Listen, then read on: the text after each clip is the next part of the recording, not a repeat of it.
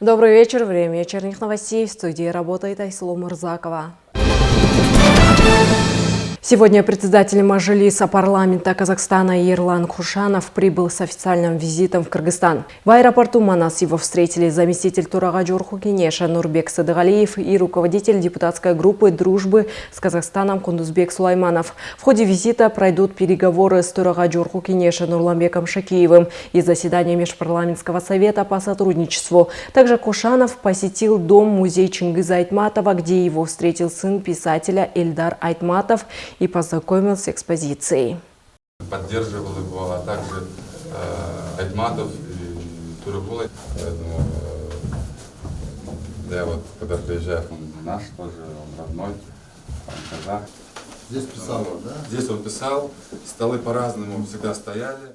Председатель Кабинета министров Ахылбек Джапаров ознакомился с ходом строительства ряда объектов в селе Урок, близ города Бишкек. В частности, он ознакомился с проектом строительства развлекательного парка, где будет еще аквапарк. Общая территория парка составит 10 гектаров. Необходимо отметить, что рядом с развлекательным парком идет строительство комплекса многоэтажных жилых домов со стороны государственной ипотечной компании. Предусматривается также строительство общеобразовательного учреждения и детского сада. Кроме того, рядом с парком идет строительство футбольного стадиона. 10, там на 8,5 гектаров тоже сделали парк. Оректің тегерегінде, оректінде фонтандардың барын қойып қойыпты. Елдер тегерек четінде салып жүрші. Фонтаны побольше, бетон будет, и они должны сюда выйти и оказаться в такой... На базе предприятия Байдыхан в селе Дмитриевка Скотинского района открыли новый крупный сельскохозяйственный маркет и машино-тракторную станцию. Новый МТС состоит из новых современных транспортных средств. Эти техники обеспечивают эффективные услуги по обработке почвы, которые помогают фермерам оптимизировать процессы обработки почвы и повысить урожайность. Фермеры также могут найти здесь семена, удобрения, средства защиты растений, ветеринарные препараты и другие товары, а также получить консультацию по сельскому хозяйству. В Бишкеке сегодня состоялась торжественная церемония принятия присяги курсантами первого курса Академии Министерства внутренних дел Кыргызстана. Как сообщили в ведомстве, в мероприятии приняли участие министры внутренних дел Улан Ниязбеков, депутат Жорху Кенеша Суюнбек Умурзаков, генералы органов внутренних дел, ветераны, начальники управления МВД, родственники и личный состав Академии. Более 120 курсантов, успешно прошедшие курс молодого бойца, поклялись в верности Родине и народу Кыргызстана. В этом году исполняется 100 лет со дня основания кыргызской милиции, и этот юбилейный день был отмечен в Главном управлении внутренних дел Чуйской области. На мероприятии собрались ветераны, действующие сотрудники и руководители, чтобы подвести итоги столетней истории и подчеркнуть значимость сотрудников в обеспечении безопасности государства.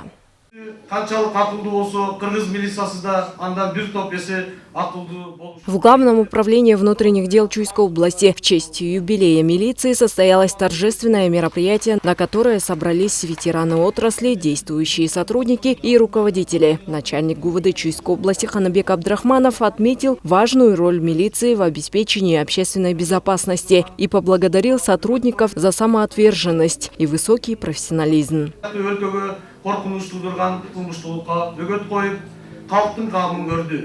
Уважаемые ветераны, уважаемые коллеги, от чистого сердца поздравляю с юбилеем, 100-летием кыргызской милиции. Желаю вам крепкого здоровья, семейного благополучия и счастья. На мероприятии присутствовали представители государственной власти и других ведомств, включая заместителя полномочного представителя президента в Чуйской области Гульмира Кыштабаева, которая подчеркнула преданность сотрудников своему делу, выразив гордость за служение милиционеров обществу и их вклад в безопасность страны. От имени полномочного представителя президента Чуйской области Джумагазиева Канат Сагановича были вручены почетные грамоты, а также нагрудные знаки. На торжественном мероприятии было подчеркнуто важное значение в милиции в обеспечении безопасности государства. Также отличившиеся сотрудники были удостоены государственных наград и почетных грамот за верную службу. Сегодня в честь празднования кыргызской милиции столетия мне было вручено очередное специальное звание полковник милиции.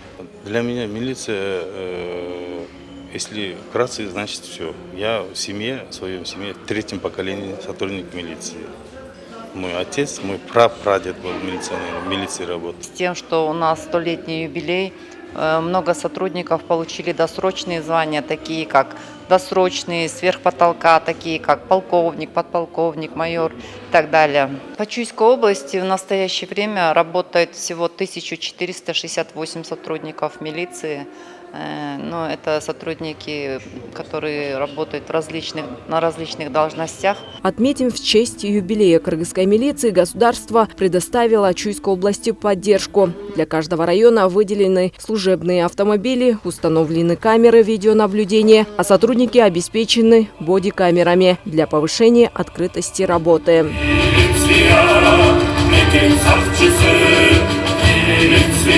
Айслом Мурзакова, Джумабай Исманалиев, УТРК Чуй. В Сокулукском районе открыли новый центр по предоставлению государственных услуг в формате единого окна. Этот пункт обслуживания позволит жителям района быстрее и проще получить справки, лицензии и разрешения, как работает новая система и какие услуги доступны гражданам в нашем следующем материале. В Сокулукском районе Чуйской области начал работу новый пункт обслуживания населения по принципу единого окна. Это нововведение направлено на цифровизацию и оптимизацию оказания государственных услуг, упрощение доступа к ним и повышение их качества.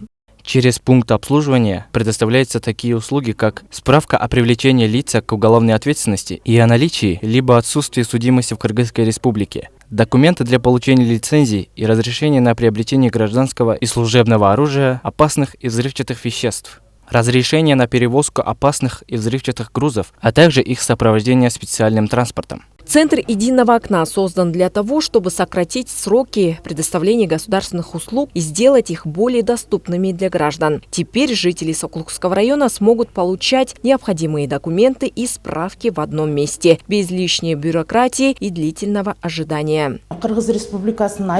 Открытие Центра госуслуг в формате единого окна значительно облегчает жизнь граждан. Здесь они могут оперативно или в течение недели бесплатно получить необходимые справки. Для удобства посетителей предусмотрен терминал для оплаты услуг, что позволяет ускорить процесс и избежать лишних очередей. Я житель Сокулукского района. Сегодня пришел за справкой и стал свидетелем открытия Центра единого окна. Очень рад, что такие изменения делают для удобства граждан. Созданы все условия, чтобы можно было получить справку быстро и без очередей. Кроме этого, глава района Ильяс Ташикулов, присутствующий на мероприятии, отметил, что в честь столетия образования Каракыргызской автономной области и столетия кыргызской милиции в Сокулукском районе состоялся ряд открытий. Такие же открытия ждут нас и впереди в этом году. Планируется открытие детских садов, школ, а также новых объектов в сфере производства. Все это важные шаги для улучшения условий жизни и экономического роста.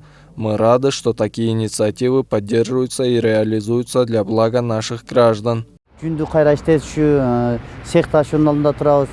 Кроме того, по инициативе начальника РОВД Сокулукского района в здании центра был проведен капитальный ремонт. Обновленные помещения не только делают посещение более комфортными для граждан, но и помогают повысить эффективность работы сотрудников. Айслом Мурзакова, Самаган Тайрбеков, УТРК Чуй, Сокулукский район.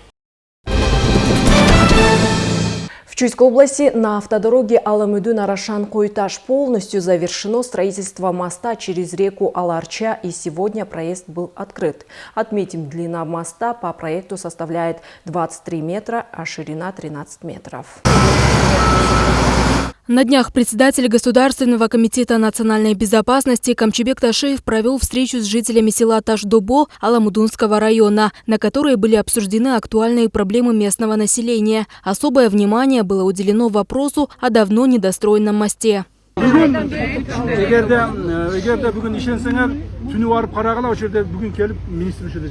В ответ на обращение граждан Ташиев выразил критическое замечание в адрес министра транспорта и коммуникаций и дал распоряжение о завершении строительства моста в кратчайшие сроки. В результате конструктивных действий проект был успешно завершен, и мост на автодороге Аламудун-Арашан-Койташ был сдан в эксплуатацию в рекордные сроки. В течение всех 3 дней погода была дождливой, что привело к остановке работ. В это время года укладка асфальта невозможна, так как необходимо, чтобы было сухо. Остальные виды работ продолжались, но в усиленном темпе. Ранее были проведены проверки состояния со стороны Кыргызского института планирования и исследования автомобильного транспорта, в результате которых было установлено, что объект находится в аварийном состоянии. На основании полученных данных был разработан проект, который направлен на государственную экспертизу. С 24 июля текущего года дорожно-эксплуатационным предприятием номер 25 был построен временный мост, обеспечивающий проезд автотранспорта. Новый мост расположен на участке автодороги Аламудун-Арашан-Койташ в селе Заречное Аламудунского района. Наконец-то дорога открыта, и мы этому очень рады. Теперь передвижение стало гораздо удобнее, особенно на автомобиле. По проекту длина моста составляет 23 метра, ширина 13 метров. Сымбат Алмазова, Самаган Таирбеков, УТРК Чуй. Сотрудники МЧС провели подомовой обход в Карабалте, разъясняя жителям правила пожарной безопасности в отопительный сезон. Специалисты напомнили, что важно использовать исправительные отопительные приборы, соблюдать расстояние от печей до горючих предметов и не перегружать электросеть. Также подчеркнуто, что страхование жилья от пожара в Кыргызстане является обязательным. И без него государственная помощь в случае ЧС не предоставляется. На сегодняшний день нашими сотрудниками отдела чрезвычайной ситуации проводятся профилактические мероприятия именно в жилом секторе. Как вы сейчас сами знаете, у нас начался отопительный период, да, и именно в начале сезона у нас есть случаи возникновения пожара за счет отопительных приборов. Да. И нами раздаются специальные буклеты, где имеется инструктаж, что необходимо сделать перед использованием отопительных приборов, тех или иных отопительных приборов. И наши сотрудники именно производят сейчас подворовый обход. Сообщается, что необходимо сделать. Это опять же очищать отопительные приборы, именно печки, дымоходы от сажи, проверить печку на исправность, нет ли там трещин. И опять же расстояние от печки до мебели, это все как бы доводится до населения. Сегодня сотрудники МЧС провели инструктаж по правилам пожарной безопасности на избирательных участках Чаильского района, где предстоящим выборам готовятся 49 участков, в том числе 17 в Карабалте. Сотрудники проверили пожарную готовность участков и провели инструктаж для членов комиссии. Им даны указания по устранению выявленных недостатков, чтобы предотвратить любые ЧС в день голосования. Сымбат Алмазова продолжит тему в следующем материале. Сотрудники МЧС Чуйской области продолжают проверки пожарной безопасности на избирательных участках в преддверии выборов депутатов местных кенешей, которые пройдут 17 ноября. Огнетушители, это у нас относятся к первичным средствам пожаротушения. Используйте при возникновении пожара на очагах возгорания. То есть, если видите то, что можно потушить, тогда да. Цель проверок – предотвращение возможных пожаров и усиление мер безопасности. Также наши сотрудники в день выборов будут дежурить на каждом избирательном участке. Было закреплено по одному сотруднику отдела чрезвычайной ситуации города Карабалта и Чаильского района. Для обеспечения пожарной безопасности на избирательных участках были проведены все инструктажи. Это опять же сохранение пожарной безопасности.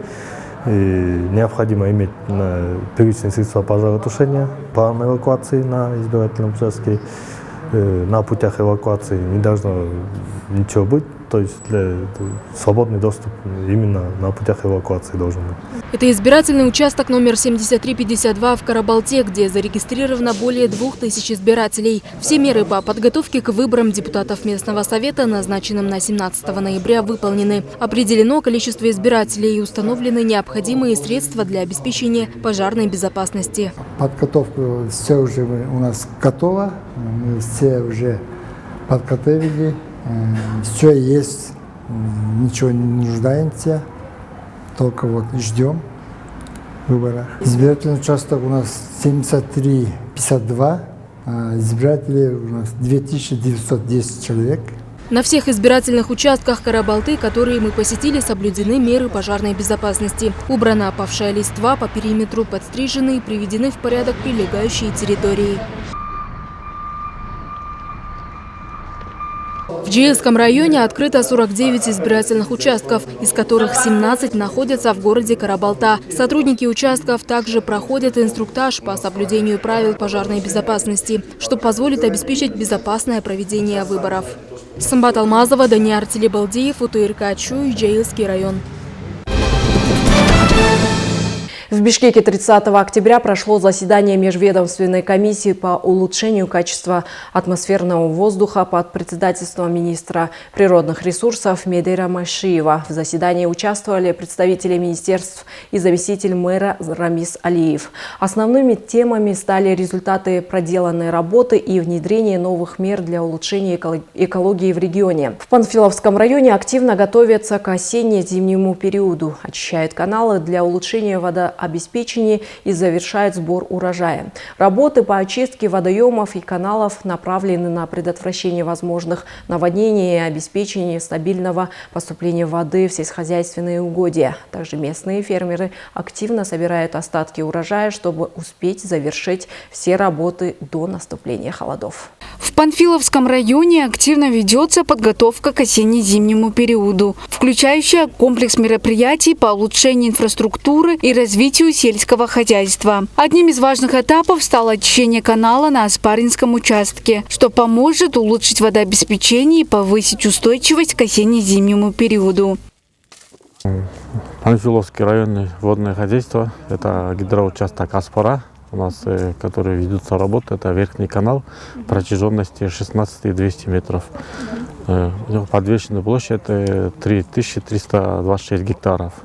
Вот, обеспечивает водой 3 сел: Чалдавар, Чоловарык и Чорголо. Сейчас у нас ведутся текущий ремонт канала, окрашивание жестких растительностей и ручная очистка от наносов. А также в районе продолжается активный сбор урожая. Местные фермеры прикладывают все усилия, чтобы своевременно завершить уборочные работы. Они также отметили, что в этом году не было нехватки воды для орошения. В этом году весна благоприятный был. Мы посеяли 8 гектаров свеклы. Сходность была 100%. Поливали 3 раза. Насчет воды проблем не было. Поступление воды соответствовало. Вовремя поливали, и в соответствии этим урожай получили хороший урожай. Ну, в этом году урожай, дай бог, хороший выдался. Где-то 100 тонн, 70. Вот так варьируется. Каждое поле по-разному. Ну, а так, с поливом, с водой проблем в этом году не было у нас. Полили по очереди. Следует отметить, планируется масштабный проект по строительству БДР с общим объемом в 10 миллионов кубических метров. Этот резервуар станет важной частью водохозяйственной инфраструктуры района, обеспечивая надежное хранение воды и способствуя повышению устойчивости к засухам в летний сезон. Для улучшения ирригационной системы Панфиловского района намечается строительство БДР на реке Ашмара с общим объемом 10 миллионов кубических метров. На данный момент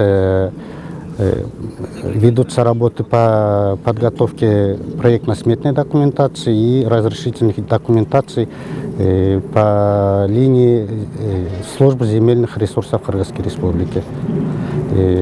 И строительство БДР улучшить состояние орошаемых земель свыше 4000 гектаров земли.